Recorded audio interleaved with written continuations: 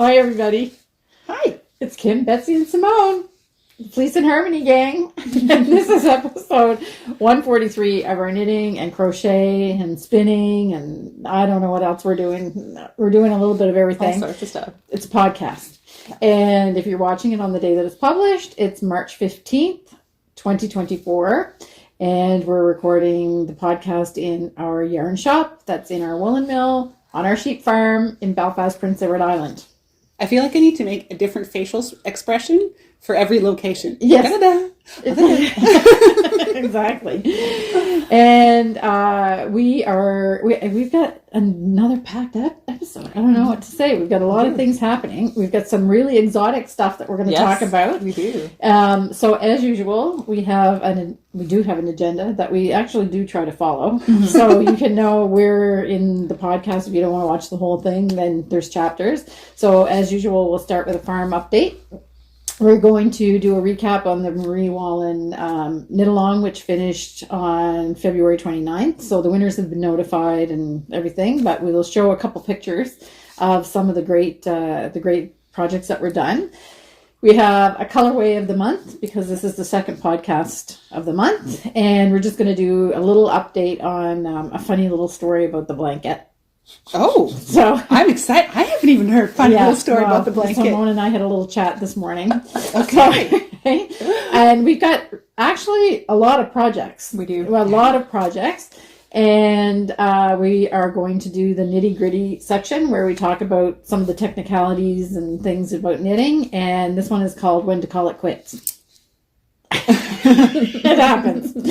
And we're all three of us have very different perspectives on that, so it'll be probably a really good discussion. We do have a little we have a little shop update, which will focus mostly on books because it just seems like the books, we've got a lot of great books coming in. We are going to do a little bit more of an in-depth Fibre Festival recap of what's happening because this is a very important week. Tickets go on sale. Mm-hmm. And we'll have a harmony part. I have sheep there, but I don't really know what it's going to be because I have a few choices. It's not sheep. I think it's a walk in the woods. Or it could be a walk by the brook. I don't know. We'll see what happens. But the producer is saying it's not sheep. Okay. The sheep were busy this week. Yeah. They couldn't fit it into their schedule. Well, the sheep were just doing what sheep do, which I've already showed numerous times, although everybody loves seeing the sheep, but anyway, they haven't, and we don't usually want excitement in the flock of the sheep. No, so. That's true. I do have to say, now that they're going into the back field again, I love that because you just look out the back window while you're working, and they're there doing their sheepy type things. It's a very nice to see peaceful, calming thing. Yes, it is. They're gentle creatures. They are. Yes, it just gives you a warm, fuzzy feeling. All right, so for the farm update, all of the huge snowdrifts have started to melt and they're almost gone, but that's really good news for most things, but it does mean that we had to do fence fixing this weekend because what happens is the drifts that go up against the fences and then pull down all the wires. So we've actually been, after we found the mystery scat on the property, which people said definitely was coyote, we've been keeping the sheep in at night because usually we open the doors and we let them go in and out as they please during the night. And because we weren't sure about the fences, because they were a lot of snow covered and we knew that there had to be wires down and everything, so we've been closing them in at night. But now they can go out again because we've got the fence right up to full so we had to do that this weekend, and that was Sunday morning. It wasn't great. Keeps things in, keeps things out. Exactly. And you need to be really diligent because the things that want to get in look for an opportunity. I was going to say, and they look harder than the sheep want to get out. They don't actually really want to go anywhere. No, not really. No. So So that's what we did, and we were pleasantly surprised though because of the big drifts that we had. That usually means that their fences are broken almost on every line, but we really only had like 2 or 3 repairs to do, and then the full thing was up to 8,000 volts. So, which sounds really aggressive, but it's something to do with AC/DC. It's not electricity. No, it's not going to kill you. No. It's not going to kill you. No. So if you're a robin, it may shoot your egg out of... And I was going to say, as a child, I don't know if I told this one, where we used to test the wires with sticks and stuff. Oh. Don't mistake a rusty metal rod for a wooden stick. That? Yeah, because wooden, you don't get anything. No. Yeah. But I was like, I think I was probably about 9 or 10. Now, I was raised as a townie, but my family is still from farming and rural. So a lot of my friends and church friends that I would go spend time at would be on farms. And I was running around with a friend of mine on her farm, and we were just doing what, country kids do. Right. And it was a metal rod, not a stick. Oh. I got a bit more of a shock than I was expecting. Yeah. It can be pretty strong. And Ken and I have very different tolerances for it. So I can actually, if I think it's around 4.5, I'll just put my hand on it to fix it rather than go over to the shed, get the fence tester, and do the whole thing, because I don't really, and I'm wearing rubber boots, and I usually have leather gloves on, so I am not getting the full force. If Ken gets hit by the fence, it's like, he's like, there's only one time so if it gets over 4, then it starts to get a little bit uncomfortable. Zappy. But there was one time when we were fixing it, and it was, or we were taking some grass out from underneath, because every little thing, like wood or grass or anything that touches it drains some of the power from it. And we were fooling around, like trying to get the grass out. We were just walking along the fence line and saw grass. So I bent over and pulled the grass out, not intending to touch the fence. But there's 2 things. I pulled the grass out, so now the power wasn't being drained from the fence. And then I came up underneath the top wire, so it hit me on the back of the neck. Yeah, and it was the full 8,000 whatever. And this stream of sound came out of me. I sounded like I was speaking Russian. Maybe my brain now speaks a new language. Yeah, that would and be... what a spot to get nailed. I know. Yeah. I was really worried that there was some damage, but it doesn't seem to be. I don't know. In her opinion. Yeah, in my opinion. Right. Anyway, so then the other thing I wanted to tell you about is that often, you know how we freak out, like if our dogs don't have water or if our cats don't have water and everything. And then you think about all of the animals that are living on the farm that haven't necessarily brought here on the farm. You wonder where they drink from. They find their little places. Yeah. Guess where? Oh. There was a little skiff of snow, and I could see like these really clear tracks of a skunk. Mm-hmm. So we have a skunk that resides in the back of the barn where the rabbits live, and I followed it all the way over to the horse's water bucket. Oh. So he's obviously climbing. We've got one of those big stock tanks. So he's obviously climbing up there and drinking. They're so brazen. I wonder if he ever fell in. One day it did kind of smell a little bit sketchy, so I emptied it out and changed it because I could smell that the skunk had sprayed. I didn't know if he sprayed in the water tank. Maybe he almost fell in and got so startled he let one go. He peed his pants. Anyway, so now we know where they drink. Yeah. We do have a stream on our property as well. So, but I'm surprised that he took the. Maybe he's friends with the horses. Probably. Yeah. The sheep have been sprayed before. This sounds like a fabulous children's book. Yeah. Oh. Spreading the joy. Ernest the skunk spreads the joy. Something. Yeah, we should write that. Yeah. Because we have by times now one of the rams in particular never learned a lesson. So yeah, sometimes they're more curious than they should. Yeah. Okay. Simpkin was a 5-time winner. Oh, yeah. Yeah, the last time he got sprayed, it was nice out, so I used Dawn dish detergent and the garden hose. Yeah. Nice and cold. Yeah. Did he learn his lesson? Yes. Oh, okay. Yeah, it only took him 5 times. You should be careful. You might be jinxing it now. Yeah. Oh. Okay, so But there is big news for birders on Prince Edward Island. Yes. And Simone's going to tell us about that. I know what you're going to talk about. Yes. I saw it the other day. I know. Anyway, go ahead. You didn't see it. No, I saw the it. Yes. Yes. So take it away, Simone. All right. So last fall in September, crested caracara made an appearance here on the island. The location is not being disclosed so that the bird won't be bothered, but the bird made it through the winter. Yeah. And it's looking well. The bird originally comes from Central and South America, and it's also known as the Mexican eagle. So it's a falcon of sorts, like it's in the falcon family. And it's so cool. Yeah. They have been seen as far north as Minnesota, but this is a real rarity for here. Right. And to see the picture of it, Dale Murkison, he's a local birder and an excellent wildlife photographer. He was able to snap a shot of it, and it looks like it's in really good shape. It's eating well, according to the news report, so it's pretty exciting. Yeah. So I saw the picture come up on my feed because we like looking at birds and stuff like that. And I didn't read the caption or anything. I actually thought it was a bald eagle, but had some kind of red thing coming from it because it has a red crest. Face. Yeah. Is that what I haven't seen it face on? So I'm sure I've put a picture up here by now. Yeah.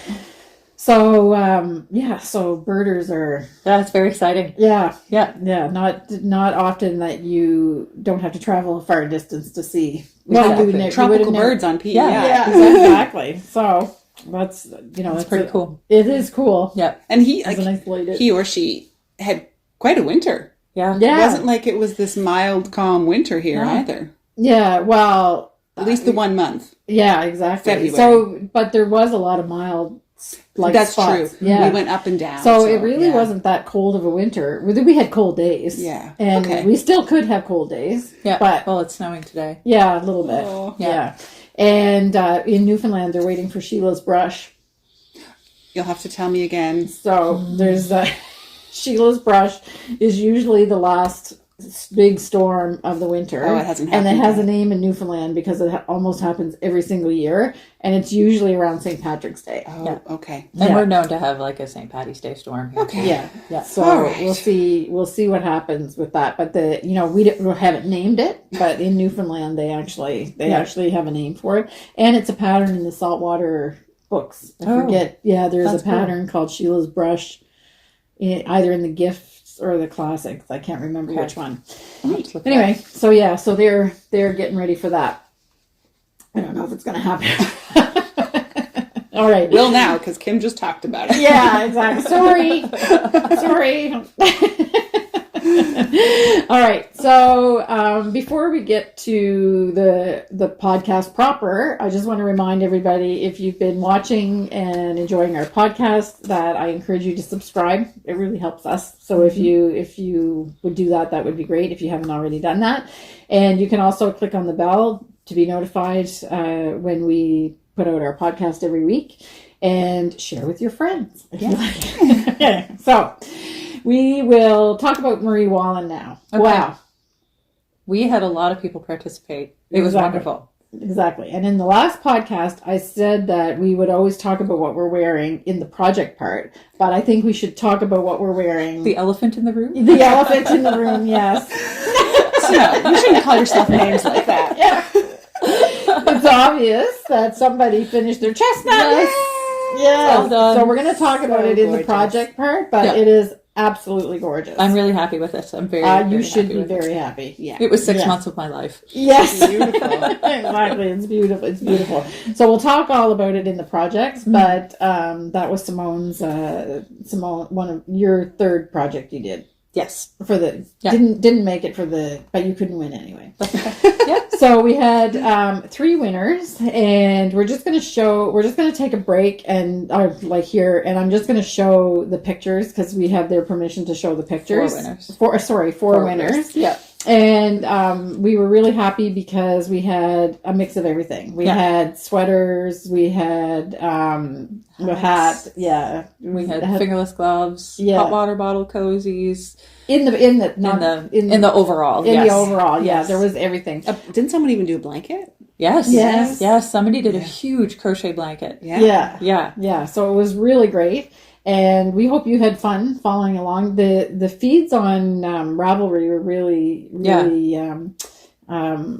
they were impressive. They were really active, and people were helping each other, and it was really, really nice. We had a lot of people trying out colorwork knitting for the first time too, which was really awesome, and lots of folks cheering everybody on and helping out. I love seeing that. Knitters helping knitters. It's great. Yes. So it's really funny because we did a random draw for the prizes, and of the 4 prizes, 1 went to Germany. Did go. 1 is somebody local, which is great, and then the other 2 were in North America. But it was really great, and there was a variety of projects that they did. They completed too, so it was really, really great. So we're just going to take a second, and we're going to look at some of the pictures.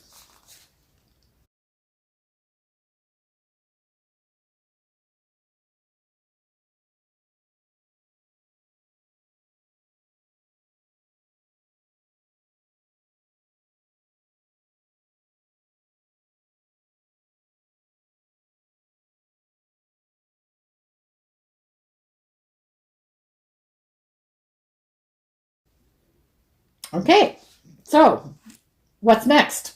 We don't know. Oh, you mean like as far as a knit along? Yeah, oh. We're doing the blanket. The blanket, People are working hard on that and doing great. Yes. Yeah. So that maybe segues into the discussion that Simone and I had for the blanket. I'm so curious. You're trying to like read the notes. No, there's no You're not going to like this. You're not going to like this discussion. So the provincial flower of Prince Edward Island is the lady slipper. Oh, okay. Which is an orchid. Yeah. And Simone? No, not an orchid, is it? Yes. Yeah. Oh, it's a type of orchid. It is an orchid. Oh, I didn't know that. Yeah. Okay. Yeah. It is an orchid. So the provincial flower for PEI is the lady slipper. Picture here. Yeah. Or here or wherever. And try as I might, I cannot make a chart that doesn't look like something else. Male appendages. It's awful. It was so bad that I was working on it, and my husband looked over my shoulder and goes, "What are you making?" And I knew at that moment it's time to scrap this. Simone is scarring her husband.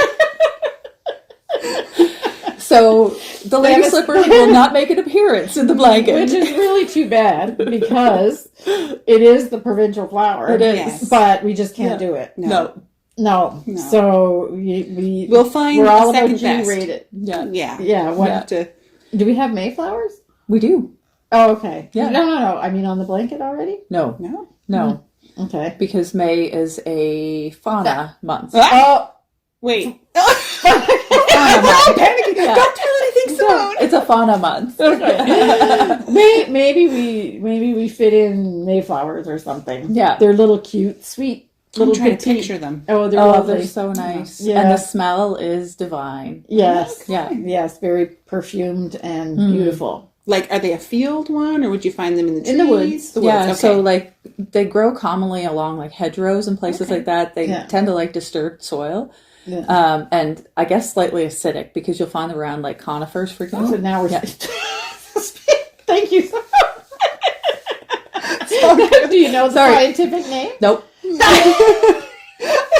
Google just shut up. See? That's why you always get asked things before. Good. That's it. What was that really it? Yeah, that was it. Okay. Okay, what did you say? Fussy cut? What? Oh. Okay, we're losing it now. All right, so we don't know. So now we have a month that it was all planned out. It was all planned out. So now but we have knew whenever we chose that one that it would be dicey. Could be a challenge. Yeah. Yeah. We had talked about it early on, so Yeah. Yeah. Not a huge surprise. Yeah, and now you've spent enough time on it that you have to know when to call it quits. I was going to say, I think Kirby put the nail in the coffin. Yeah, for me anyway. Yeah, exactly. Okay. All right. So, so now we're completely off track because that wasn't on the agenda. But now we have the colorway of the month. Yes. Because it's the second podcast. And I'm sitting here looking at Simone's sweater, and it is completely inspired by Simone's Chestnut. Uh-huh. So this month we are going very much with the earth tones. Mm-hmm. And some might want to argue that this is what autumn looks like. Yes. But I'm looking out the window, and this is what it looks like after the snow melts. Because you have that bit of grass that's a little leftover green from last year, but some of it is kind of sunburnt and tan. And then you get all those other beautiful colors. Anyway, so this is what we're looking at outside of our windows right now. And the newish color is seaweed. Is seaweed, which is this one here. Yeah, and that looks like a solid, but it does have, it's a bit more tonal than, it's not a solid. No. So even though it's, I don't know what you would call it. It's not variegated, really, but it's more of a tonal. No, it's tonal. Yeah. So you will find different bits of green shades in there. Right. Yeah. Right. Yeah. So this is seaweed. Yeah. Great tonal one. Okay. And we're working around our variegated of fiddlehead, which you were actually telling me. I didn't know what fiddleheads were. Oh. You were telling me, like, great to eat. And yes. I was like, oh, okay. Oh, delicious. So Ken has promised me a platter of sautéed fiddleheads this June, I believe. Well, they're actually not sautéed. They're steamed and then melted butter on top. Yes, I just heard butter. So they're so good. They're a real treat. I'm very excited. So anyway, we've got fiddlehead is the color we're working around, building the color and story. It's the unfurled start of is it the ostrich fern? Ostrich fern. I was gonna say, you told me early. You got you have to get them early. Yeah, it's like, so it's before it uncurls. Okay. Yes, exactly. So it emerges, but it's uncurled, and it's actually more this color, to be honest. Okay. But it does have, often there's like little bits of this golden kind of color husk on it almost. It's like a really papery kind of film. Okay. Yeah, that you just take off before you steam it. Nice. And so we just named it this color fiddlehead just because it's more like the forest floor. Like right. these. Yeah. Can you tell that we are excited for spring to arrive and things to start growing? Yes. We're just like all excited to discuss flora. Yeah. Anyway, so we've got fiddlehead, and then of course, because there's little bits of pops of orange in there, we pulled in pumpkin or pumpkin patch. That's a nice one to go with that. Then we've got clover, because it's just, again, that sort of warmer, a little bit of yellow to the green. So that's a nice one. And then of course with plover. Yes. So just like, I could not get over when I picked this up and I was looking out the window this morning. It is the field right outside the window. This is what we're seeing. Yeah. So this is beautiful March on PEI. Yeah, exactly. We get two rounds of these kind of colors. Yeah. And it is very much in the vein of her sweater. Beautiful. Chestnut. The orange is a bit bright maybe, but other than that, the orange is more like fox and kiddish. You're resting it, So anyway, gorgeous sweater. Gorgeous March colors. Right. We hope you enjoy. Yes. It's hard for us to pick anything other than blues and reds and pinks and stuff like that. So usually Simone is the one that talks us. We need to embrace, and that's what I was. That's where I was excited to look outside and go, well, this is March. Yeah. It's not what I would typically think March, because I want to start thinking bright flowers. They're not here yet. No, it kind of, March kind of picks up where November left off. A little bit, yeah. That's true. It's just November. Yeah, it's a bookend. That got covered in snow. Yeah. Now, you're right. It's the reverse. Exactly. That's a good way to think of it. Yeah. Okay, so that's it. So if you want those like nice, I guess we won't call them autumnal colors anymore. No. March. No. Happy March. Happy March. Okay. So we have a ton of projects. Yes. So we've already talked about the chestnut to introduce it, but we'll let you talk about it. But I am going to say what we're wearing. Sure. So I am wearing the striped floral bouquet shawl. And this was done with the assigned pooling yarn that we made called Tea Rose. And we do have a couple of these kits. Yeah, we made some more kits. So we do sell this in the shop as a kit, and it's knit from Selkirk worsted for the most part. But then this with the roses is the 8-color assigned pooling color called Tea Rose. Yeah. And you're wearing? I'm wearing the patty wrap. I always say that, the patty wrap. The patty wrap. I believe it's by Lisa Richardson, and it comes out of the Alpaca Classic collection that Rowan did.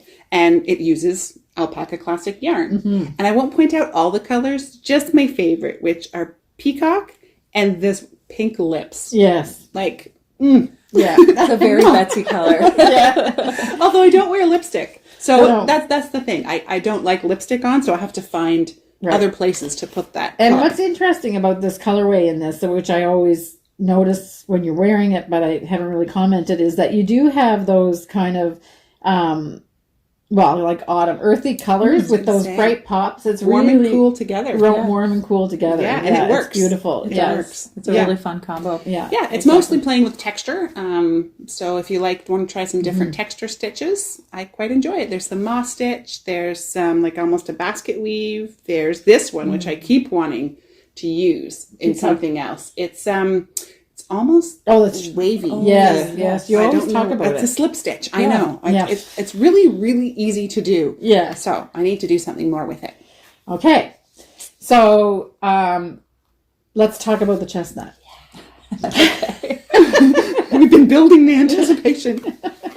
So this is the Chestnut Cardigan by Marie Wallin, and it was from her book, Wildwood? Yes. Yes. I'm pretty confident. Yes. Yeah. Okay. It's under here. yes. If it's not Wildwood, it'll be the correct name will be under here. And it's knit in the called for yarn. So this is Marie Wallin's British Breeds. And I did a few little modifications to this, or big ones, I guess. Yeah. I elected to knit it in the round and steek it. And I'm really glad that I did because it made the project so much faster. I'm not afraid of purling and color work, but it definitely takes me a little bit more time. So it was easier to kind of get in the flow of the project with it being knit in the round and then steeked. And then instead of the button band that she called for, I decided to do kind of like a steak sandwich. It's really nice. So beautiful. So You're going to take pictures of all Yes, this, right? Yeah. I will. So we'll have you probably are looking at it. Yeah. Was hers originally corrugated? yes. Okay, so that's still the she same. had originally written the pattern for corrugated rib, and it's just flat. So I did the directions, but my modification was whenever I was picking up the stitches all along the front of the sweater, I tried a new thing. So when I picked up the stitch, since you're coming underneath, I had another needle there, and I just kind of wrapped it around. So anybody that's done Judy's Magic Cast on, Yeah. Okay. it's kind of like that, Oh, except boy. there's fabric in between. Kim's like, I'm out. I'm out. I've done it. Yeah. It's amazing when it's done by getting your head around it gets anyway. So the technique's really similar, except you have a bit of fabric in between. And then I Jennifer Bealed it.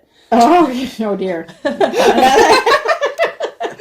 So I knit it in the round. So instead of knitting back and forth like the steak sandwich is, and then picking up the stitches on the underside, I knit around and then bound off, like the knit two together, front and back. I was going to say, is this a technique you So borrowed it just from the sandwiched Ryu? it. Yeah. Yeah. Yeah. Oh. So Yeah. everything was Recognizing enclosed. some of this technique. And then I cord, bind off. Bind off. It's Yeah. beautiful. And it just looks so polished. I know. Yeah, It like, really, really does. love it. And it took care of the steeks. You didn't have to because- do anything. Yeah. Yeah. I could have just picked up the stitches and then sewn some ribbon on, but I just kind of wanted to wear it. Okay, so now, The- how did you know it came from the Ryu? Because I remember her talking about the sandwich on the Ryu. And Yeah. the the Oh, Colourway okay. sandwich. so Right. she would had all these ends hanging Yeah, that's out. right. And she Yeah. was like, Okay. don't worry, folks. They'll take care of themselves. Right, And then right. she came back the next week and it was Yeah. gone. Okay. Yeah.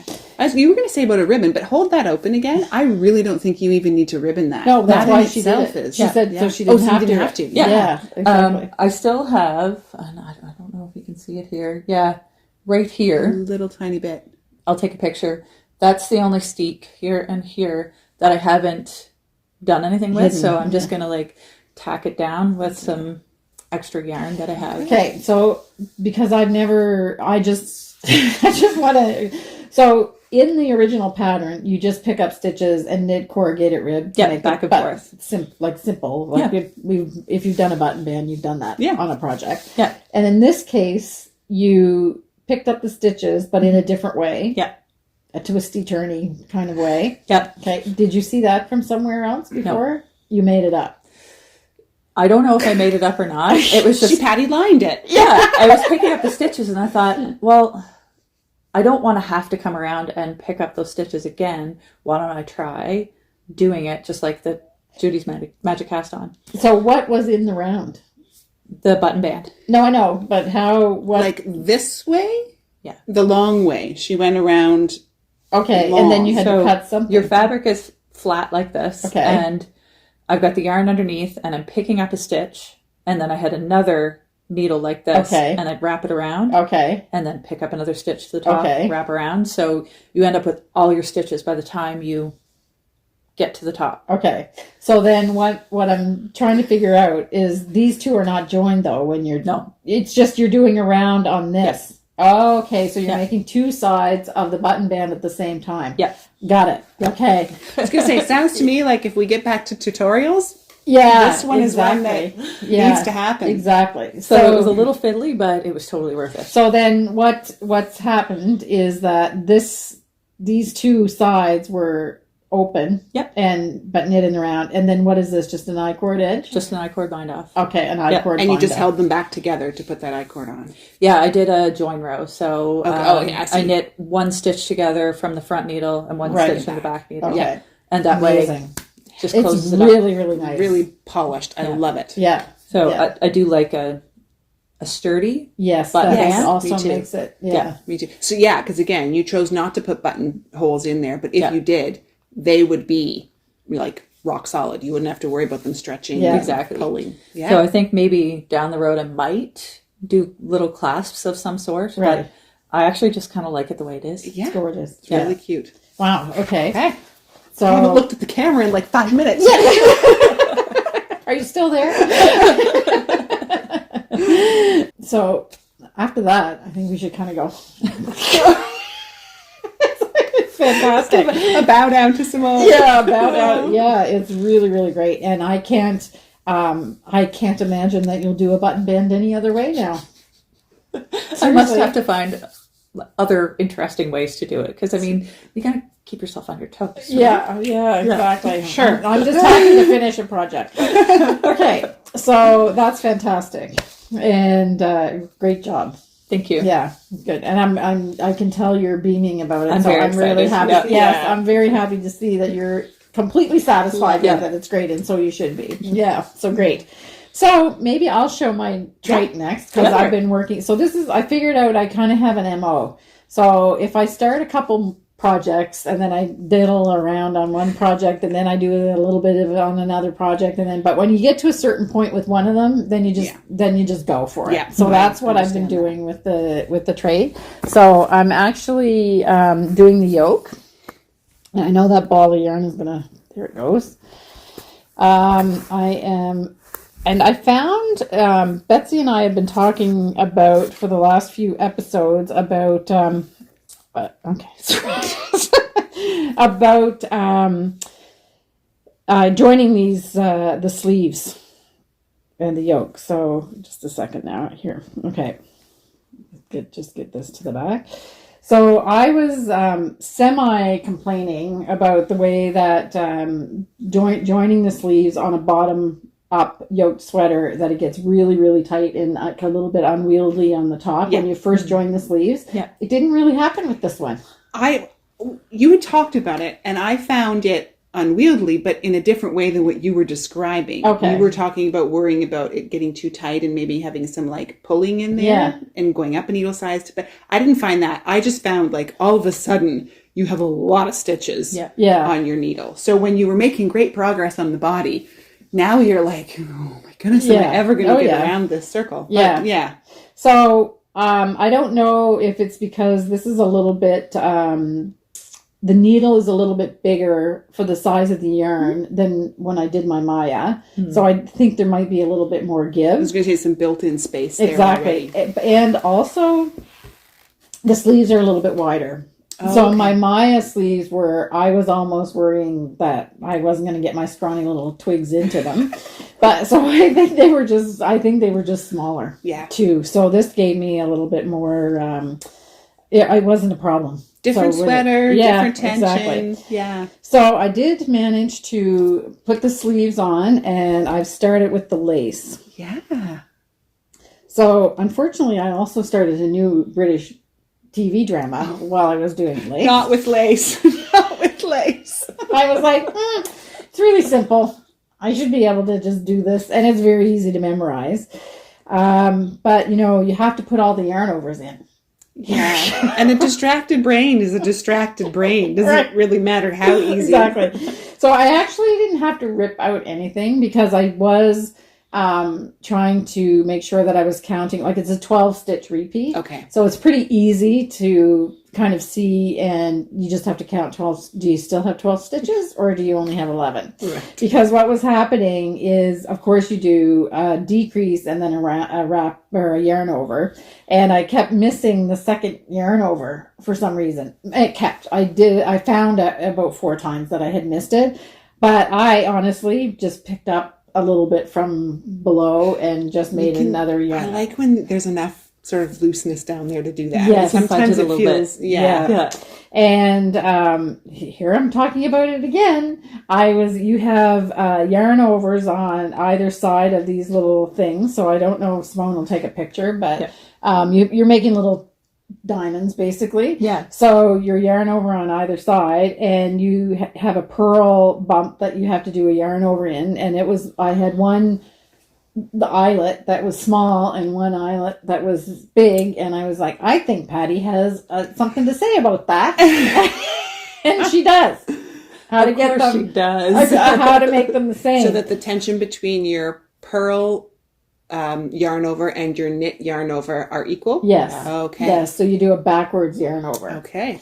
Which I sort of figured out by the time, because of course that was bugging me, that I could see that they were different sizes. So I did try wrapping my yarn, but this is why I don't have a book called Kim's Knitting Bag of Tricks, is because then I don't do the next step, which is actually figure out exactly what's happening and why it's like that. I did a fix, but I consulted Patty, and there is actually, she talks about how far the yarn has to travel and blah, blah, blah. But so you can fix it.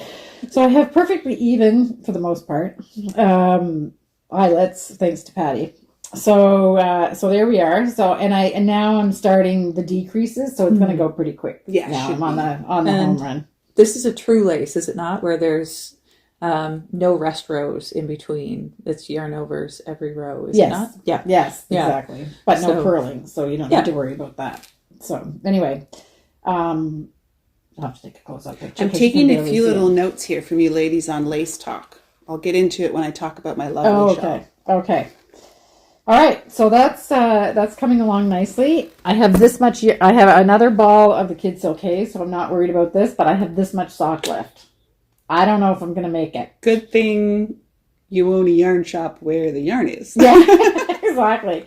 So this is actually, I'll weigh it and see how many yards it is. Yeah. But I had more than enough yarn to do the project, but I increased the length of the sleeves. Mm-hmm. I added 5 inches onto the body. Yeah. And I don't know, I'm almost tempted to try it. It'll be curious because these last little... They last a long They time. do. They go sometimes a long time because I got scared with my Norway sweater. So I did a few little adjustments in the color work to make sure that if I ran out of the brown, then I'd have enough of the oatmeal left. Mm. And it wasn't a problem in the end. I just ended up with brown sitting left over now. Right. So I have 3 more rows with the full 300 stitches. Right. And then after that, the decreases start. Yeah. Because if you crack think, into Simone? another hole... It's going to You be... can do it. I think you can do it. Because I'll probably run out where the neck finishing is. And I think because you're adding the kid silk, so her concern is that she wants to start early enough so that she can alternate rows. Right. Yeah. I think because you're putting the kid silk with it, it'll be close. What we should do after is pull the next skein and just see, because it's hand dyed, things are not always exactly same dye lot or from different dye lots. So you should pull it and see how close it might be. Yeah. So that if you had to go into I'm tempted to risk it. I think you should. I feel like we're awful. Do it, risk it. Okay, so this is often is the case, as the case is. Don't do as I say, but I am, because we're not, the chances of getting another dye skein that are exactly the same are slim to none. Yeah. But if it happens that I get up to the neck and then I just have the ribbing, then that gives your eye a bit of a break. And you're glazing with this kid silk. I think because you're doing that is why I would risk it. Yeah. Okay, I'm going to do it. That's what I'm going to call it from now on, a kid silk glaze. Yes, exactly. Like a kid silk haze. Yeah. And we'll see what happens. You'll have to stay tuned. Come back in 2 weeks and see if I was right or not. Anyway, so, and I'm not, I mean, it's not like can't get more yarn. I mean, it's not, I'm not in the same situation as somebody that has to, order more yarn. But it's a challenge. It's like, can I do it? Yeah. This is what I do instead of gambling. Yeah, exactly. Well, yeah, it is gambling, but no money involved. Exactly. Okay. We play yarn chicken. Yeah. I can hardly wait to wear that sweater, though. It's going to be gorgeous. Feels so nice. It's going to be way too warm. I was going to say, by the time you're done, you might have to wait a couple months. Yeah. Oh, exactly. No, January will come. Yes, right? exactly. I can wear it outdoors. Yeah. And Betsy and I will be too hot and we'll have the windows open in the middle, so you'll be there with your nice Treit on. Yeah, exactly. Okay. So, what do you... I got a bunch of little projects. I think we're, getting into some of mine. So, I picked up another little cotton rabbits pattern. So, Kim made the bunnies. Yeah. And I did her puppy. Okay, and so we'll put a link in the show notes for little cotton rabbits. Yeah. Okay. So super, super cute. Love her stuff.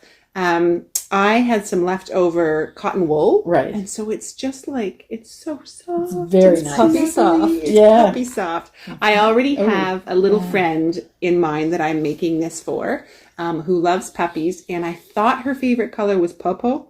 What? Purple. Purple. And I thankfully stopped by her house the other day and was just like, the great thing with young children, you can just randomly ask them, what is your favorite color again? Yeah. And they'll be like, oh, it's yellow. And I was like, okay, good thing I asked, because I was just about to start the dress. All right. So this is, I'm calling her Dandelion. Oh, and the puppy body, the shoes, that's all from the pattern. Right. But I wanted a different dress. So the dress is I just make it up as I go. I found a book, of all places, actually my daughter found it for me, at the ferry terminal. Yeah. They just had a table out of like, books, here, take one. Yeah. And there happened to be 2 knitting books, which you almost never run across those. Simone remembers the name of them. Knitting on the Edge. Knitting on the Edge by... it's Interweave Press. Yes. Yeah. Anyway, so it took... Whoa! My earring just like... Popped right out of my ear. Anyway, it taught me how to do a ruffle. I'd never done a ruffle before. So I learned how to do a little ruffle. So you just made a little tube and then No, bottom up. You work it bottom up. Oh, so you cast on, for this particular ruffle, I cast on 3 times the number of stitches I needed. Oh, okay. And then when you get to your row to decrease it, you actually knit 3 together. Oh, okay. Which was neat. So it takes it to a rapid decrease. Okay. And then she's got the little mermaid style dress going up. Right. And then I found another super cute pattern I couldn't resist that was an actual dandelion. Yes. Now this is crochet, not knit. So that kind of... So nice. Yeah. She's just really And are cute. These knitted on shoes or do they come off? They are. So They're I think I understood. There's 2 different types she does. Yeah. She has some different patterns. I think this is one of her more earlier patterns where the shoes were still on. And then I think her more recent one, she makes it with just socks like you did. Or maybe she's just modified it. I don't know. Anyway, you can actually They look exactly the same, except this looked like we've got more open on the top, so it didn't look like it was coming off. Cute. And I was checking her website. She writes a beautiful blog on her website as well. It's really, really nice. And not too long ago, she just released a whole pattern of like a pattern you can purchase that has, I think, 12 or 15 different styles of yeah. shoes. Yeah. So super cute things. And even within this one pattern I purchased, she gives you options for the ears, options for the face, options for the tail, options for so many. Yeah. You get this one pattern, but there's like innumerable combinations of what you can put together. Adventure kind of. Which is fantastic. So I love it. So I was able to make this little customed puppy where I picked what style of nose with ears. Cute. And are these tacked down? Yes. They are. Yeah. Nice. Which is otherwise which is another version. You can have these that they stick straight up and it looks kind of like a boxer or pointer. Okay. Oh yeah. Yeah. Anyway, I don't know all of my exact breeds. So cute. Yeah. So great fun. Yeah. They are really fun projects. They're so cute. Yeah. And I just needed something. I wasn't ready. I'm still not ready to cast on a sweater. No. I'm just not there yet. So. Well, the Norwegian sweater was a lot of knitting. A lot of knitting, and I just find sometimes I just want to get back into some small projects. Yeah. So I want to do another one. I want to make a chubbier one. Oh, okay. She feels lean and slim. I need one that has a little more girth in her. Like the roly-poly puppy. Yes. Yeah. Exactly. Or, there's lions, there's monkeys, there's piglets, there's lamb. Like, it's just so many. I'll say this again, because when I was doing the Pierre and Penelope, the 2 rabbits that I did, is that the techniques that you learn on this are techniques that you'll use if you want to make sweaters or if you want to. Like, you do all the things, and she has a very concise and clear way of guiding you through how to do some of those things if you haven't done them before. So. And the body is all knit. Shoes, everything. It's knit flat. Yeah. And you seam everything up. Yeah. So it's really not difficult. No. They're quite easy. And anybody that's knit small things will know this, but my misconception when I used to see those things is, how do you knit on those little tiny things? But it's not. It's just, you just have smaller needles and less stitches. I was working on 3mm. Yeah. Not even smaller needles sometimes. And I even did it I just put it on a cord and back and forth. Yeah, exactly. Yeah. So this is not cotton wool though. It is not. This is stash yarn. Oh, okay. Was one I had around. A nice yellow. Yeah. Nice. Yeah. Very cute. I wouldn't mind if cotton wool came in that color. Does this come off? Because I put it between the ears, it does not. Okay. I was going to have it originally that it could, but because I'm giving it to a little one, I figured if I make that removable, it'll be gone in no time. Yeah. So, yeah. So that's Dandelion. Oh, cute. The puppy. She's really, really cute. She sits on her, sits on her own because of her tail, too, which is fabulous. So love her. Yes. So then that led me down the rabbit hole of I enjoyed making the dandelion on her headband so much that I had some leftover mineral of the cotton glacé. Oh, okay. So I decided to make some more dandelion. So this is a pattern. What is it? HookOK? HookOK.com. Yeah. I just went onto YouTube and typed in crochet dandelion and found this website that has all kinds. And they have full video tutorials with it. The tutorials on the videos move really quick, but you can replay as many times as you want to get a technique. So I've got a whole little, it's the only dandelions my husband will let me bring in the house. Not because he's an awful husband or mean or cranky. It's because he has bad allergies.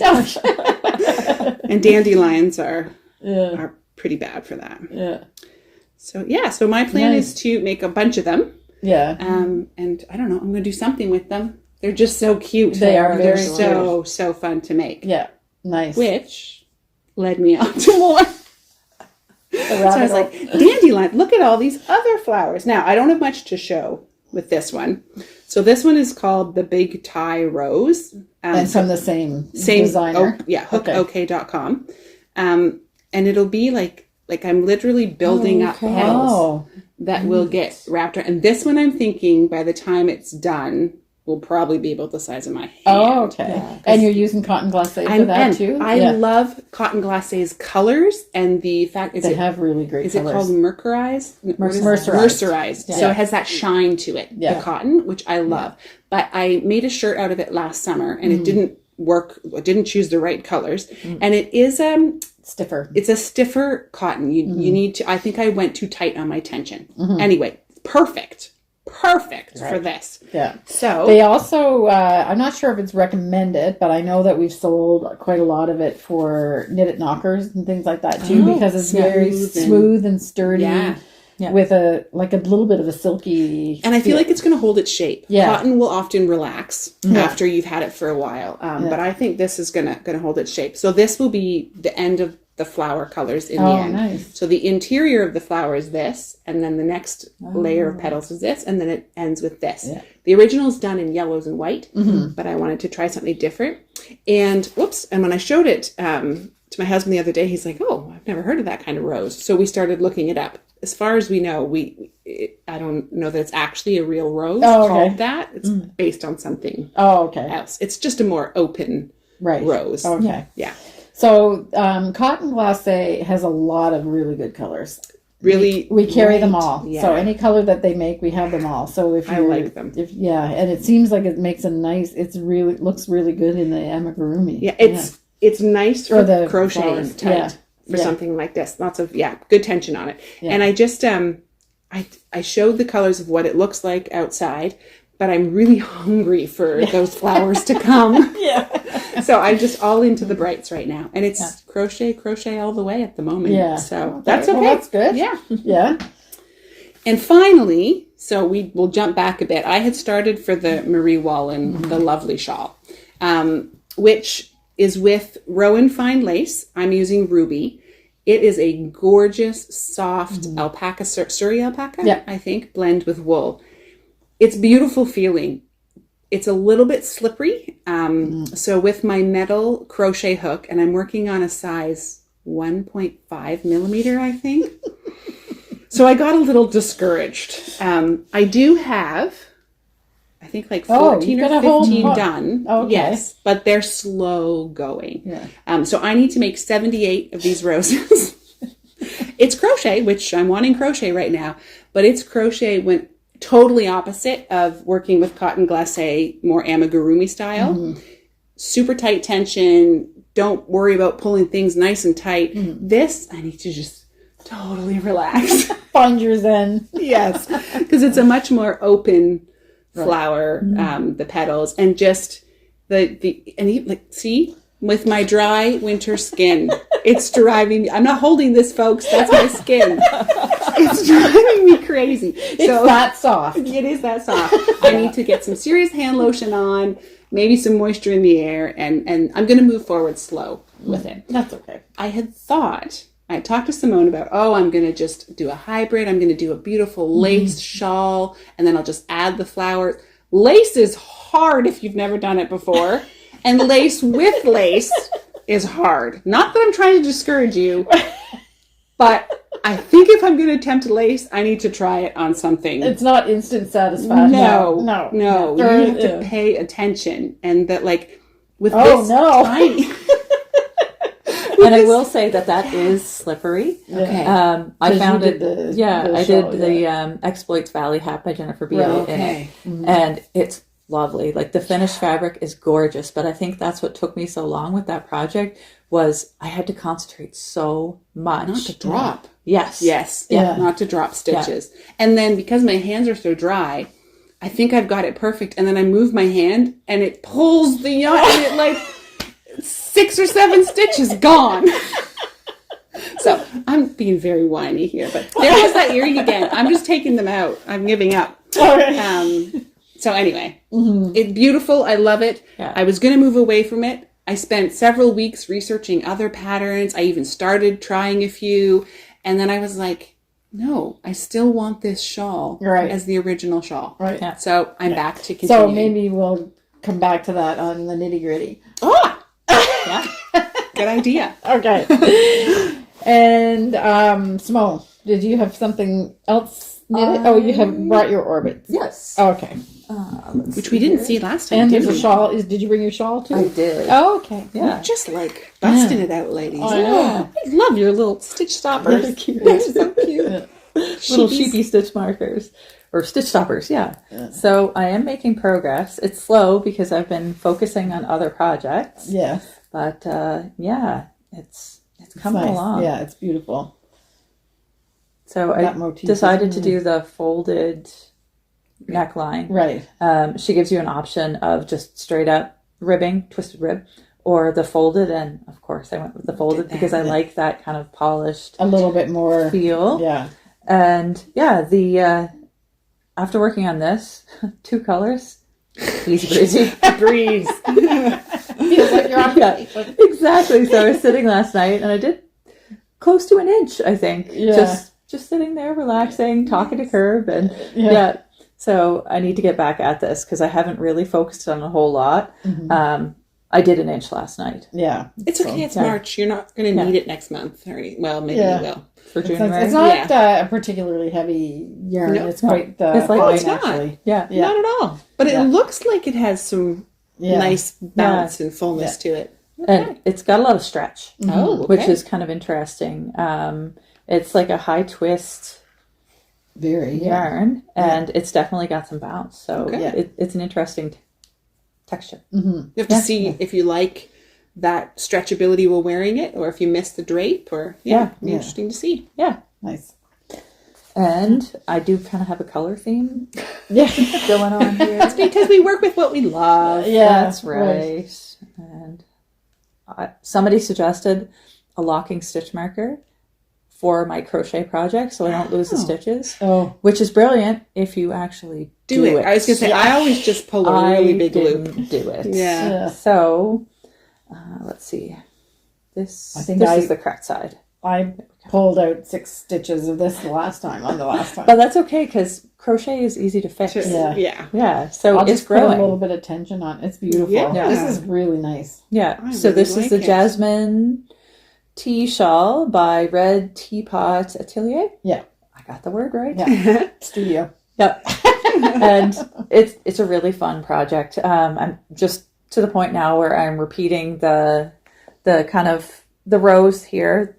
So you get these cute little, I think she calls them Art Deco arches. Oh, okay. Okay. Yeah. You can kind of see that. Yeah. Yeah. So just repeating. Okay. And I don't know how big I'm going to make it. I have 3 more balls of yarn that I could go through, but we'll see. Mm-hmm. Yeah. Lovely. It feels like I really like it. Yeah, I feel like me it's too. truly a reversible. Yeah. Yeah. You can see the difference between the Oh, front and the back. But they're almost 2 different shawls, but Yeah. both wearable. Yeah, exactly. Lovely. Very And nice. as you can tell you guys can tell, Ginger Snap's been helping. Yeah. A little layer of love on there. Yeah. Nice. Very nice. Okay. Go. So What else? we have some spinning to talk about. Okay. Yeah. That's right. So last time I didn't show my spinning. No. You shamed me because I had made progress. Nobody's shaming No. you. I should have been happy to make progress because I so rarely do make progress. But anyway, we'll take a picture of this. It's Popo. I'm trying. Yes, it is very. I don't know. I can't stop spinning fine. Oh, it's a bit of a problem. I wanted just to develop. develop your own default spin. I know. Yeah. I don't know, but I'm not sure that I even like the yarn that it comes out as. It's because it's very. I'm spinning like It's very. fine. I don't know how you can. It's definitely lace weight, but even when it's too put together as a skein, it's very. And I do put quite a lot of twist in it. So at first, I wanted this to be really purpley because it's a mild variation, I would say. But when I first started doing it, it seemed like it was more blue. But in this light That's today, it's purple. definitely It's definitely purple. purple. Definitely. Yeah. So it's that. So this is I've divided my braid into 3 pieces, and this is the end of the first piece. So which is like First bobbin complete. yeah, but there's not much on the bobbin. That's because you spin fine. how fine it is. Yeah. I'm thinking, oh my goodness, this is going to be. Because I find the same thing too. Whenever I'm spinning very fine, it looks like it's not a ton, but it really is because it kind of compacts on there. Well, it slips in between the other strands. Yeah, there's not a lot of air in there. Anything she can do, or is spinning fine, like, is your spinning fine versus not similar to like your tension? Like it kind of is what it is? It's kind of your default. So it's a lot of work to change try it. and make yourself spin a thicker yarn or a thinner yarn. Well, is it? It is. Because you just have to, because I did a little bit of research because I'm bothered by the fact that I can't. Yeah. I like it. I enjoy spinning like this. Yep. So this is what I like. Okay. But to make a thicker yarn is not really harder. You just pull more fiber. You need to concentrate. That's the thing. It's Yes. like you need to keep yourself focused, and you're like, I'm spinning this thickness, I'm spinning this thickness, I'm spinning this thickness. Yeah. And then you start to go back to your usual, and it's like, no, I'm spinning this thickness, I'm spinning this thickness. Okay. So it takes a little bit of that Yeah. natural rhythm out of it. And there's certain, like when I first started spinning, you taught me on my wheel, so you know, it was really like thick and thin and thick and thin. And then it's almost like I was so proud of myself that I could get something that's even and thin that I just started spinning like that. But now I actually don't want a yarn like that. You're going to have a 6-ply yarn. But to tell you the truth, I think this is something that most spinners go through. Is it? Yeah. Okay. So you just get into the groove where, you know, you spin a really fine, even yarn, and then if you decide you want to do something funky like art yarn, you're like, I don't even know how to start. Yeah. Yeah. Yeah. And I do have a course with, what's her name? JC Boggs? JC Boggs, which is brilliant. Yeah. And all you do is you just put your fingers into the fiber a little bit more, and then you got to thicker. So it's not like you have to learn anything. Come on, get greedy. But every time I see those big thick things of yarn come out, I like go. You're diet spinning. Yeah. I don't know. Get some indulgent spinning going on here. Exactly. Grab a bigger bite. We need some blackjack cherry spinning going on. A bigger bite. A bigger bite. A bigger bite. Exactly. But now it's too late for this. Yeah. Because you can't mix thin and whatever. So on the next one, I'll try to thicken it up. And then I also know I can predict what I'm going to get with this. Yeah. Now, I know exactly what it's going to look like. Mm-hmm. I know what the plies are going to be like. I know how it's going to ply up. So if I do it thicker, then I don't know if I have enough twist in it, or if it's not, like how tight can I twist it. Now she's getting afraid of the unknown. Something I found really helpful whenever I'm trying to spin a different yarn is to get fiber that I'm not super invested in. Not quite as precious about. If it's just kind of a plain fiber, kind of boring, it's an undyed comb top, something like that, then I feel like, okay, I can play with this. Yeah. And if I mess it up, it doesn't really matter. Yeah. Practice. Whereas some of these really nice dyed braids, you're like, I want to hoard that like pirate's treasure. Yeah, so with my cashmere, you mean my cashmere? Yes, your cashmere. Maybe I'll use it on the next braid that I have picked out. Because I can already tell it's like it's just I think it's got like Shetland and stuff in it, doesn't I'm not I like the color, but I'm not. I can tell by the feel of it that it's not going to like this. Get a little bit spoiled. Anyway, but are you planning these all for the same project? Well, I think I'll have enough with what I've got done that I'll be able to do. Okay, because I was going to say if you have. Because I've got another batch of yarn that I've done a long time ago. I see. And then I have the one that I did the last time recently, and then now I'll have this. So I think I'll have quite a lot. Yeah. And it's all very fine. So it's a lot of yardage. Okay. Yeah. So anyway, and the plan for you is the night shift shawl. That's what I was thinking. Yeah. Or is it the shift shawl? I can't remember the name of it. But basically it's the kind of project where you could just keep going as big as you want or as small as you want. Okay. So it's really easily adapted to the amount of yarn you have. Good. Yeah. Because that's I'm trying to do. Because that's what she wants. Yeah. And I don't really, for the most part, I do have projects that I like that with heavier yarns, but I like worsted. Yeah. That's my favorite yarn to knit with. Yeah. So, I think I'm learning I'm more of a DK girl. Are you? I think so. Yeah. Well, our worsted is kind of like a light worsted. Yeah. So I like that. Yeah. And although I mean, the sock yarn is a fingering technically, so I like that. But I'm not sure that I like those really thin. I don't like the real thin fabric. Right. So if you're going to knit what I'm making into a straight, like say I wanted to do a sweater instead, it's going to be like a thin sweater. Like a blouse, a knitted blouse. Yeah. And I'm not holding it double. That's for sure. So Anyway, and then you have spinning too. I do. I have a look at finished these project fun colors. and then a work in progress. Oh. So this one is a very Betsy one. Yeah. And it's kind of fun because it was a new to me breed. Okay. Hanui. Oh yeah, you talked Oh, about that. okay. Yeah. So I looked it up in the Fleece and Fibre source book, and it's actually not there. Oh, okay. So I don't know a whole lot about this other than it seems like the micron count is quite fine. Mm-hmm. So it's a very, very soft, like it has almost a merino-ish feel, but it also has a little bit of bite to it Okay. whenever you're spinning it. So as you can feel, Yeah, you can feel it. it's really soft. It's not merino soft, but it's getting close. Talking. Yeah. Nothing to see here. Shades of knit like that. Yeah. That is, I love it. Yeah. So of course it's a 2-ply fractal. Yeah. Big surprise. Yeah. Yeah. So maybe you should try doing something other than a I 2-ply should. French. you should make 2 more of these. I'm gonna make a thick yarn, and you Yeah, do something there other we than go. This is beautiful. Yeah. I really like that one. Yeah.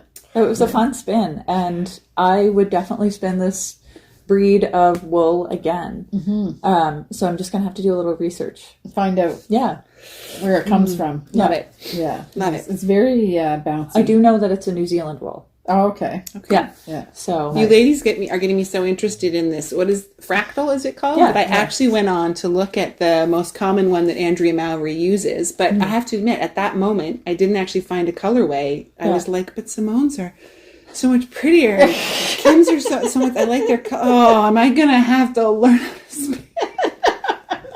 maybe we will wear you down. Oh, one of these And days. The next one it's going to be a I love fractal that too.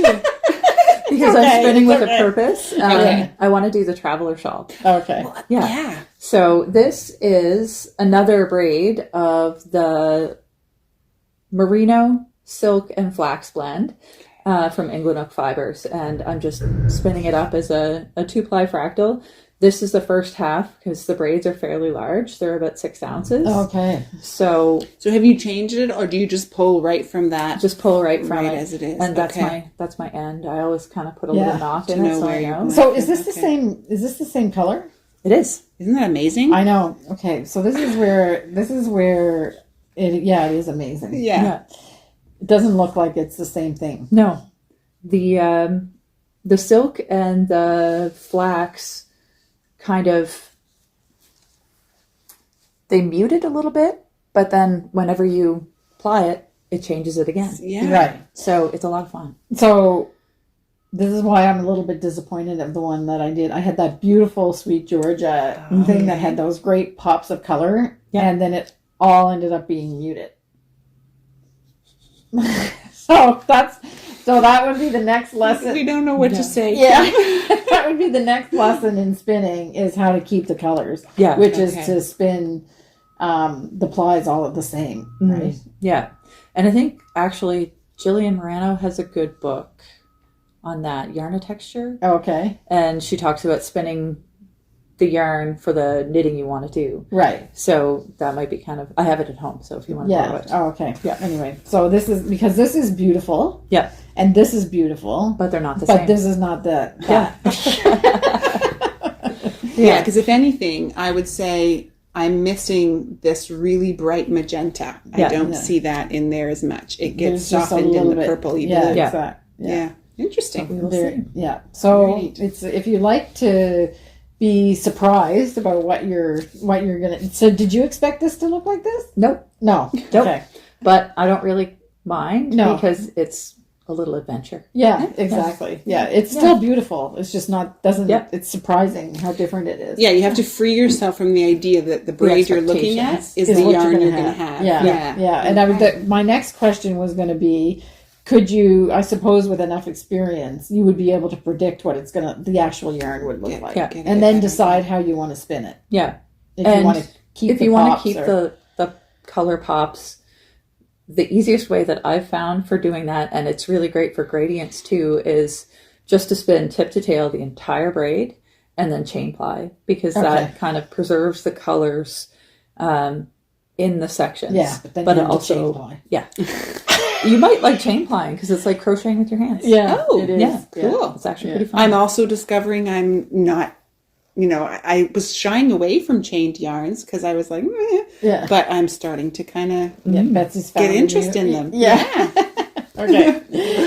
All right. So, is there anything else? That's That's it. Okay. Yeah. So that was a lot. Yeah. Okay. So now we're at the nitty gritty. Yes. And after we've just talked about all of our trials and whatever things that we did, it's going to be interesting to talk about this because when we were planning the episode, we said, what do we want to talk about? But it's a problem if you don't know when to call it quits with the project, because we've all maybe had I'm there projects. today. You're on what? My lovely shawl. Oh, really? And here it begins. So I'm going to make a confession right away, and this is not a pronouncement of how proud I am of this, but I never quit. So it's not good. So I'm on that end of the spectrum. I don't know what it would take for me to quit. Which is sometimes I waste a lot of time, and then in the end it might not be the thing that I want it to have, but I still go around saying I finished it. I was going to say we're going to do a little psychological digging here to find out. So can you identify why you don't quit on something? Is it just a part of who you are? Books? Yeah. I just feel like you have to finish the stuff that you start. Like if you thought it was a good idea at the time, then you should finish it. And I don't know why. And sometimes I'm like, why am I doing this? But I don't know why I did. It's just I've always been like that. Finisher. Okay. I've always, and not necessarily fast. Right. But take long breaks and whatever. So I don't know why. I don't know why. Okay. I don't know why, but I've always been like that. My mother is going like this, like from as long as I can remember. Which is interesting. Yeah. Okay. And so that's like I said, that's not a badge of honor. That's like sometimes it's been ridiculous. But other times it's the right thing. Like finishing university for me was I left, I got married, I had a career, and then it still bugged me that I hadn't finished my university. And I was taking a biology degree. So in the corporate world, that had no benefit whatsoever for me to go back to school and finish my biology degree. But I did it. But you did it. I think it was like 8 years later after I left. So and I'm happy that I did that. Right. Yeah. I have a nice piece of paper on my wall. I had satisfaction in the fact that you finished it. That I finished it. Yeah. I was just going to say, like, that's more about doing something for yourself. You know what I mean? Yeah. You wanted to finish that because you're like, I want to see this through. Yeah. And I totally get that. Do you? Yeah, I do. And where I don't. This is why we thought this was a good topic. For me, I'm driven by the fact that I've been accused in my life of not finishing things. Oh, okay. So I actually finish things not for me. I finish it out of fear of judgment. For other people. Okay. That if I don't finish, I'm letting someone else down. Because as a child, I was much more, and still have a bit of that, it's a personality, a little bit, not flighty, but just I'm happy to try lots of things. Right. But I don't necessarily have to become accomplished at everything I try. Right. I'm totally fine at the fact that I sort of play the cello. I kind of play the piano. I play a little bit of guitar. But I've never, I dabble. Yeah. So, and I'm okay with that. But there have been times in my life where I have felt pressure from others that, well, why didn't you do more on it? Or so then I feel that with yarn projects, and especially for me, if I've made a significant purchase for the yarn, then I'm like, oh, I have to use this up. I have to use this up. Yeah. But sometimes that completely and utterly squashes any joy that you're finding in that project. Right. And I have to recheck myself and go, that is not what this is about. Yeah. Yeah. So you called the quits on that giraffe bag with the yarn, with the yarn because that you had, it was but you made something choice. that you didn't waste the yarn. No, I made a sweater for my daughter. Yeah, exactly. Yeah. So is that really calling it quits? I think the yarn choice was not the best for the bag anyway. And I also just realized the whole crochet mosaic learning at that time wasn't it. Yeah. And this is the other thing. So maybe with your university, I don't know why you called it done at that time, but sometimes there's time for things in life and other times there's not. Yeah, exactly. And sometimes when I come back and try something later, it just feels so much easier. Yes. And I don't know why. Yeah. I don't know what you're in the right mindset. Yeah. Or what skills I learned in the meantime. So the value of the timeout pile. Yeah. Because I'm not one for accumulating huge amounts of projects. Yeah. But there are times where things just have to go in the closet. I don't want to look at it because I'm not ready to give up on it. But I also don't want to see it right now. Yeah. So have you ever aborted a project completely? Yep. Other than the one you threw in the fire? Which I still can't get over that. It doesn't happen often that I like destroy the yarn. No, yeah. You know? There's one other time where I binned something, and that was an Estonian lace shawl that was knit in like a Kitzel case. Right. And it was when the kids were really tiny. Yeah. Judah pulled the knitting needle out of it. Oh. And you were just like, I can't. You devastated. Yeah. I just picked it up. I walked out to the bin. I threw it in. I sat in a chair. I had a good cry. And then I moved on from it.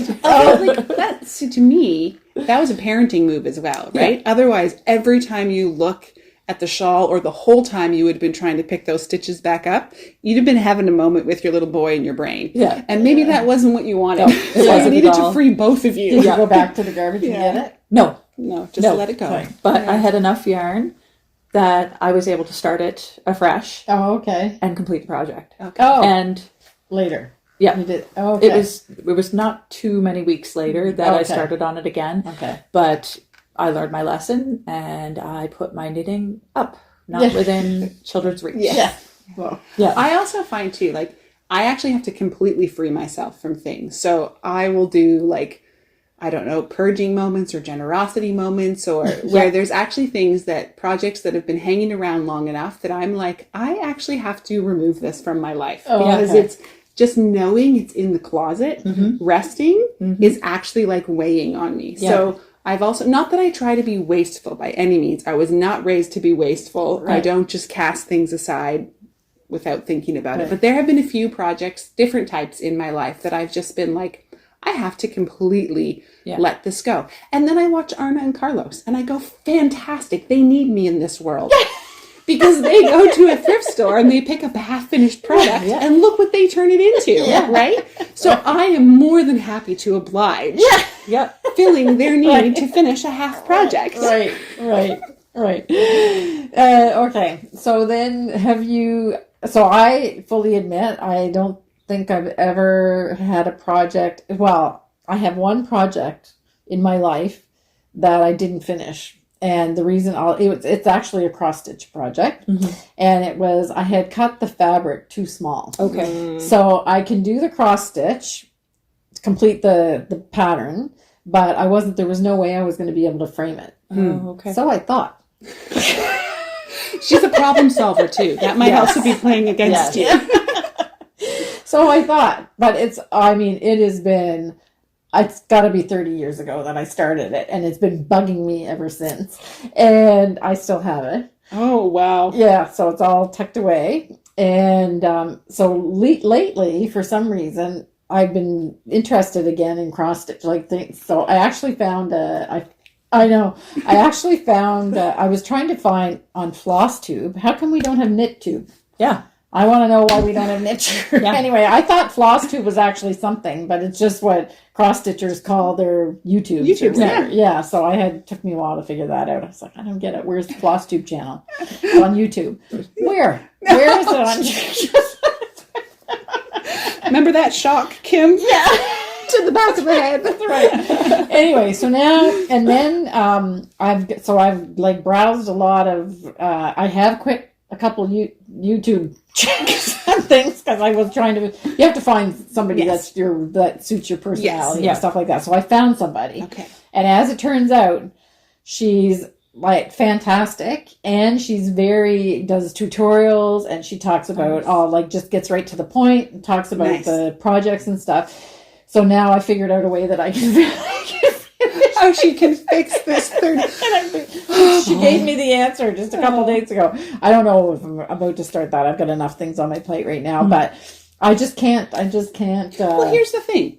Does being that way bother you? No. So then don't worry about it. Exactly. Right? We have to figure but out. I think we should let people off the hook, though. And I don't judge people that don't finish things either. Yeah. So I think we need to be able to let people off the hook. Yeah. So if you're not, like, I don't care. Like, for myself, I like to finish. Like I said, it's not like I think you should have to finish everything. But if you don't care, if you want to keep going, then it doesn't matter. Likewise, if you don't want to finish something, why torture yourself? And that's kind of where I feel too, because I have abandoned so many projects over the years and repurposed the yarn because something in it wasn't to my liking. Right. So I would have half a sweater knit and I'd start pulling it out and Kirby's going, what are you doing? I'm like, I didn't like the way this was going, so I'm just going to take it out and I either restart it if it's something that I want to do, or I repurpose the yarn into something else. Yeah. And sometimes it's as simple as I started a project, I love the pattern, and I love the yarn, but together they don't jive. Right. So, if you pick a pattern that is meant for plant-based fibers and something with Treit, and you choose a high twist wool, it's not surprising when it doesn't work to your liking. Right. Not that I've done that before. Terribly guilty of doing this all the time. Me too. Yeah. And it's like, I really love that yarn and I love that color and it feels really great, but it doesn't work with this pattern. Yeah. So I tried to shove a round yarn into a square pattern. Right. Wait. So maybe that's the difference then maybe in our mentalities, because I don't take a lot of chances. So I'm not one to just experiment. Like I've figured things out before I start the project for the most part. Like I'm a very analytical kind of personality. So that works fine if you're like, there's not, I don't, which I also, I'm not saying that this is better, but I don't really try a lot of different things. Like we're just like when we were talking about the spinning. Yeah. I know that I can do this, so I'm going to do that rather than just taking the it's not like I don't have braids of spinning fiber, so I should be having just try some bigger bites. Just try it. Whenever I started knitting, it took me a really, really long time to even be able to read knitting patterns. I was knitting for years and I couldn't read knitting patterns. Because you just liked it. Because I'm left-handed and things are completely opposite. So I would try as the pattern suggested and things just turned out weird. Yeah. And it was a while before I realized that, hey, you have to mirror your increases and decreases and things like that. So I think that kind of changed my mentality about it too, because you just have to try. Yeah. You had to learn by experiment. Yeah, exactly. Yeah. And you just are creative and just I need to just create sometimes. Like I can actually feel trapped by a pattern if I have to stay within that pattern. Right. I'll actually start to feel boxed in. So would be, for you, it would be pretty bad if you had to finish everything. I don't know that I'd make anything anymore. Right. So that would limit what you would be at, what actual project. And the purpose of this discussion, because we were having it, we thought it was interesting among ourselves, is that it's okay. Yeah. Whatever you can. I mean, I don't start hundreds of projects, so I can finish them, and I like to do the finishing part is something for one of the satisfactions that I get from it. You like to try everything. You're always trying things. My encouragement would be, if you are someone like me, also try to develop generosity then too. So if you've got a bunch of yarn that's stressing you out, give it away. Just give it to someone else who will use it and enjoy it and do something amazing with it, and be okay to release it into the world. Celebrate their success with it. Yeah, exactly. And you're somewhere in the middle. I'm kind of like that too, where, if I have yarn hang around too long, unless it's really special, I start to feel burdened. And it was funny because I had this conversation with Liz one time, it was a few months ago, and I'm like, I feel like it's a waste of yarn. And she goes, there's no such thing as a waste of yarn. It's carefully curated collection. And I was like, yes, but that's not the way my brain works. So I have a tendency to do that too, where, if if it's yarn that I bought on impulse and it's sitting there and I've tried a couple things with it and nothing is really working or speaking to me in regards to it, I will gift it to other people too, because I know that there are friends that will absolutely use it and love it and have a great time. And it's a waste to try and, fit it into that little box. And how do you, I was just going to say, how do you feel if you don't finish it? You think you're feeling good about giving it? Yeah. Okay. So you get a satisfaction from that. Yeah. Because somebody's going to use the yarn. It's all good. And it's the same as tearing out a project. If I decide that, this project isn't working, I'm not upset about pulling it all apart. No. It doesn't bother me at all, because usually it was a learning experience anyway. Yeah, that's right. And there's a world of patterns out there to go and try. Yeah, and not every single pattern is for every person. No. Yeah. There's plenty of patterns out there that I think are beautiful, but I would never knit for myself. Right. We should also clarify, the three of us happen to not really be yarn collectors. Yeah. There is a difference between, you have a hobby of knitting and there are those who have a hobby of collecting. Yeah. And that's fine. So if you're a yarn collector, this is different. Yeah. If you have a yarn collection, that each of those skeins in themselves might mean something to you. The skein is the memory. The skein is where you were when you bought it or who you were with. And that is totally different than being like me or Simone, who just don't want to have yarn sitting around. I rarely buy yarn for, I'm trying to think, do I ever? I rarely buy yarn with a sentimental reason to it at all. I'm also rarely in love with a skein of yarn. Yeah. I'm in love with the project that you can make with it. Yeah. Me too. So I have to start with the project. Yeah. So we are not criticizing folks who collect yarn and have a stash. Have a yarn store. And I'm like queen of the bits and bobs too. Yes. Like I save all my little pieces because I do a lot of color work, which is perfect because I get to use all that up. Yeah, exactly. So I don't feel guilty about the little bits and bobs. bobs. You're a very efficient knitter, right down to the last yarn. So I think it's key to figure out who you are. Yeah. Think about it, and maybe even if you want to get a little deeper, think about maybe why you are the way you are, especially if you're feeling uncomfortable about the way you approach it. Because that is one thing, is that we're all very different. Yeah. We're on, in some cases, opposite ends of the spectrum on things, but it doesn't bother us. No. So that's what it is. And because there's always something different, then people should just be, it is what it is. Yeah. Your personality and is I think creating, for me, there are so many things in this world that people can find something to fight over. Yeah. What I'm creating and how I'm creating is not what I want to be one of those. I don't want there to be a right way to knit and a wrong way, or to create and a wrong way to create. Right. I just want to be free to create because there are so many other areas in life where my brain spends too many hours trying to sort out right or wrong or proper anyway. Yeah. So I love that creating should be a joy, no matter what your motivation or your methodology is. It should be a joy. Yes. Yeah. That's that, and that is, I guess that's the closing statement, is that it doesn't matter. No. Call it quits. Finish it. Don't finish it. Give it away. It doesn't matter. It's what brings you joy. Joy over frustration, healing over hurt, all of that. Exactly. Wow. Yeah. Okay. Well, that ended up being much deeper than I thought it was. So anyway, that's the nitty gritty for this episode. So we have a little bit of a shop update. I wanted to talk about a book that has been out for a while. So again, I'm a little bit slow to the party, but it is Arctic Knits by Wei Chan, and she lives in Iqaluit, which is in Canada's north. I first saw her designs in Line of 15. Which I hadn't heard of her before, and I just bookmarked it. We do have these in stock as well, so this is a shop update. But she did create this. Okay, what do you think? Himalis sweater, which is a cropped. So she uses motif inspired by the nature around her, and this is a crop sweater, but there's also alterations you can make that she talks about it.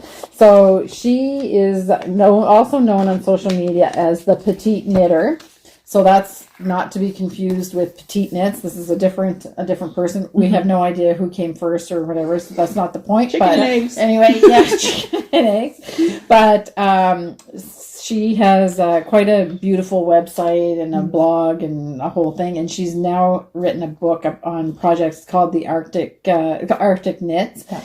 And it's got a lot of patterns. I think there's 22 patterns in it. So there's sweaters and accessories and things like that. And it's size inclusive. I think that their size range is 16 different sizes, and a lot of the patterns are opportunities for customization as well. So it's really, really great, and it's kind of hot right now. Yeah. People are talking about it. I know her first printing just sold out, so she's going into a second printing. But we do have some of the books coming. Remind me of the title again. Arctic Knits. Arctic Knits. Okay. Arctic Knits. Yeah. So sweaters. It's wool for sure. Yeah. We'll be shocked if So not. we have that. So I got the last 12 books that are available from the distributor that I buy my books from. So that's it. And then after that, they are going to print, and I think the plan is that they'll be reprinted for May, but we'll have those 12 copies of the books. So if you are interested in that, that's up on the website. And we're still going through some of the Rowan books that came. So I don't know what was going on when the Rowan spring order came, but I was like, usually I have things unpacked and on the website and whatever, but it's taken me weeks to do that. So we're still discovering some of the books that I purchased. So the first one I wanted to show is the Designer Collective. And this is accessories. So it's all shawls and things like that. So I'm going to show a couple of pictures of this. It's not like a real slideshow. I'm just going to flip a few pictures because there's a couple things in here that I really, really liked. We did a little, they're really nice. I did a little feature on this one in the last newsletter, which is the hybrid cowl. And that is made from, we did a kit. So there's a kit available, and it's made from felted tweed and kid silkays, and they're alternated. So it has a little bit of texture. I just thought it was really good seasonal, not too heavy. But is it kind of Dicky style? Where it is definitely a Dicky. Yeah, it's a Dicky style. And we did, we selected 4 colorways. So the original colorway, and then there's 3 more that we selected. So you can check that out on the website. And then the next thing that there's a lot of really good patterns in here, but there's one called the Mosaic Shawl, which I was talking to Simone about because it looks really interesting. This one. Ooh. Yeah. What's the one in the back? That's okay, it. Yeah. And is that all knit? Yeah. Yeah. Okay, because some of that almost looks crochet. It's gorgeous. And what is that made out of? Rowan felted tweed. Okay. Yeah. So mosaic is slip stitches. So this Simone assures me that would be really. I haven't tried that yet. It's fun. No, it's really fun. Yeah. Yeah. Anyway, there's more. I think there's 12 patterns in this book. Florence Sperling has a pattern in here. Lisa Richardson, Georgia Farrell, and Martin Story. So that's that the one. usual crowd. Yep. And then we also have Mode. I think you guys are doing a little reel on this today, are you? Yeah, I think so. So Mode, you know that we love Mode, the Mode magazines. They're always really good. They're and it's featuring a lot of cottons in this one for spring. That one in the front is nice. Yeah. And we have a lot of fun colors of cotton in the shop right now. Yes, we do. So I stocked up on cotton. So the Rowan, obviously I can't spin cotton here. Well, I don't know if it's obvious or not, but I can't spin cotton here. We certainly can't grow cotton here. No. Although with the crested Cara coming, maybe Who knows? No, Kim, it's still snowing out. Yeah. Anyway, Rowan has really nice cottons, I have to say. So Betsy was talking about the mercerized cotton that they have, the cotton glacé. Yes. And but Summerlight, the 2 weights in Summerlight, it's some of my favorite yarns. Yeah. Like their cottons are really nice. Yeah. I have a funny little story from this week. Okay. So I was actually working with some Rowan yarn, making those dandelions, and I had this moment where I said out loud, I don't understand. Like, I should do some research. What makes this yarn, like, kind of not trying to be snobby, but I was a bit like, why is this good or better than other yarns? Yeah. Oh, I should do some research. Then I went down to my shelf. Then I went down to my shelf and I pulled out some stuff. We won't name it, stuff from my past. Yeah. And I started using it. And within moments, I'm muttering and sputtering and because it's just splitting on me and I can't get through it. And Matthew's sitting in the kitchen like smug as ever. So, what was that research you were going to do? Yeah. Well, it is like, fine. So I took that back down and instantly the next day bought some more cotton glacé. It is true. And then I don't want to make a big advertisement about it, but it is true. Yeah. That's one of the reasons why we carry rowing yarn. So I had this moment, with anything you're working with where you go, okay, why does it have the name and the reputation it does? Yeah. And you have a moment where you think, am I just following because everyone else was in on this? Or I wanted to think about it. And it didn't take me long to figure it out. No. So, and I've said in the past, I've knit with bad cotton years ago and said I was never going to knit with cotton again, but it makes a difference. It does make a difference, especially in garments like which I haven't actually attempted yet. I might have picked up a sweater quantity of cotton on the weekend. Okay. Yeah. Well, it's for that. Do we have the book here? The Agapanthus? Oh, that was in. Yes. This one? No. It was in the other Rowan book that we don't have here. The edition 3? Edition 3. So I'll show a picture of what Simone's going to do. Yeah. I might have swatched already. Ooh. Oh, did you? Yeah. Yeah. Good. Okay. And so that's it. And I almost forgot that Betsy and Simone picked out some 5 little summer tops. Yes. So we'll do a quick little list of 5 right here. And they're not knit in Rowan cotton necessarily. They come from all over the Ravelry. Yep. We went 3 Ravelry, and I think 2 we went from some Rowan yokes. But I think in the Ravelry ones, you also looked at what the complementary yarn would be in Rowan, even though they won't. So we'll just do a little slideshow of those right here. And in the title below, you'll see the pattern name and you'll see the Rowan yarn that you could substitute if you wanted to use a Rowan yarn. Yeah. Okay, so we'll just take a look at that.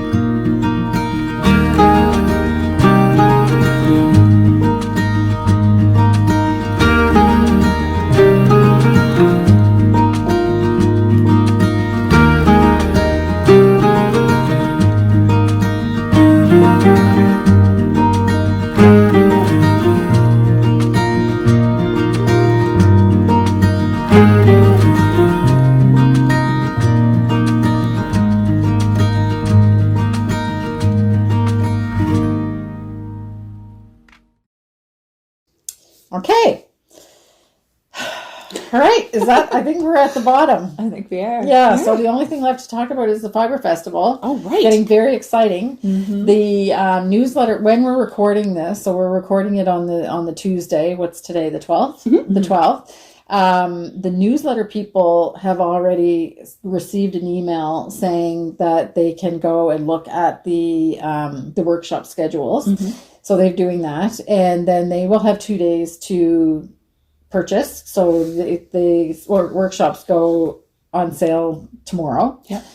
for the newsletters people. And then after that, there'll be on Friday, there's going to be the general announcement of the schedule, and the ticket sales So are today. open. Woo! Yeah, so today, the day you're watching this. Yeah. So if you're thinking about coming to the Fibre Festival, the schedule will be out there.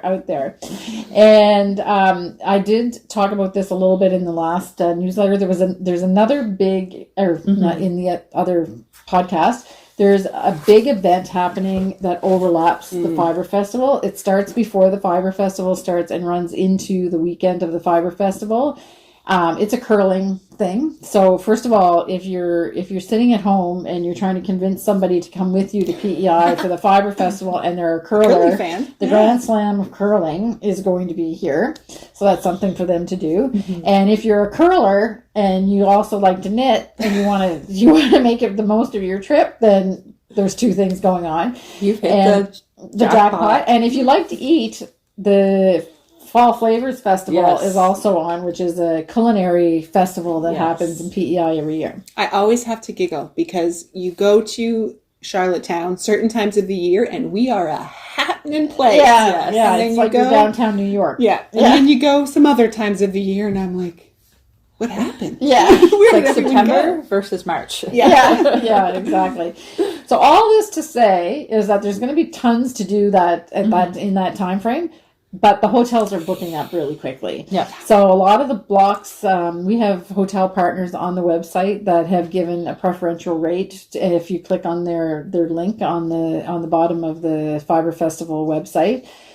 Some of those blocks have already been bought out. So if you think you're going to come and you're hesitating, you should probably book a hotel and maybe a car. If you don't want to stay, all the hotel partners are right in the downtown core. Yeah.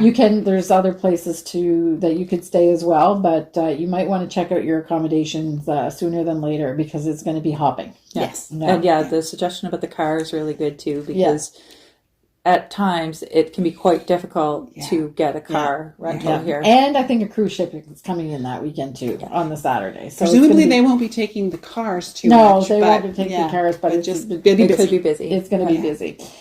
All right. So with that, I'm going to wish you a great 2 weeks. If we don't see you on the book podcast, and hopefully you have a great 2 weeks crafting, doing whatever you craft, finding joy in whatever you're doing. Absolutely. And don't forget the harmony part. No, I know. The producer thinks like this is my first rodeo. We're going to leave you with the harmony part. I'm not sure what it's going to be. So I think it's a walk in the woods. Might be by the stream because things have started to stop. It's a surprise. Yeah, so it's as usual. It's almost as much about the music as it is about the scenery. But I hope you enjoy these peaceful few minutes, and we'll see you next time. Bye.